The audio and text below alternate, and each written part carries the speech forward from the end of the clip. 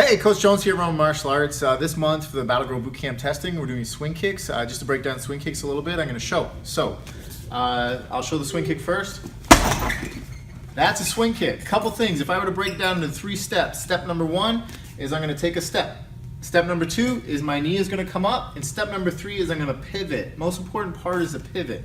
Common mistake that can happen is girls will just be kicking up and doing this, where you're just getting a leg workout. So you're just getting a leg workout. You want to step across. Your knee's going to come up. You're going to feel it in your quad. Your whole core is going to drive through. Your leg is going to get that workout, but your abs, your whole body is going to get more into that workout. And if you're throwing more of your body into the kick, you're getting a better workout, more of your body, and you're getting better kickboxing. So I always say better kickboxing, better fitness. So try to get the best kick you can.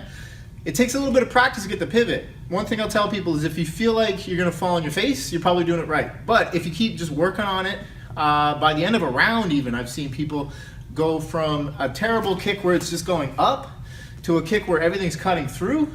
And from the end of the round, just with consistency, they've gotten better balance and a better kick.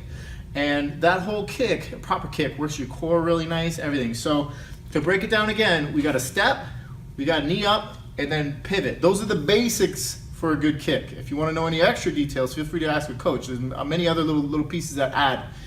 So we're here, I'm going to take a step, my knee comes up, and I'm going to pivot. So I'm just doing it nice and slow for the first couple bits. So I'm going to take a step, my knee comes up, and I'm going to pivot. So my shin is going to come straight across, and I want my hip to point that way.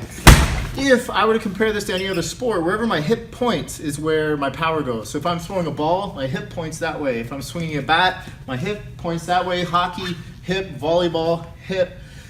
Same thing with a kick. Most people, they kick and their hip points up. When if someone's this way and I want to like kick them, or like I got this bag here, I want to kick through the bag, I want to kick that way. So I got to turn my hip that way.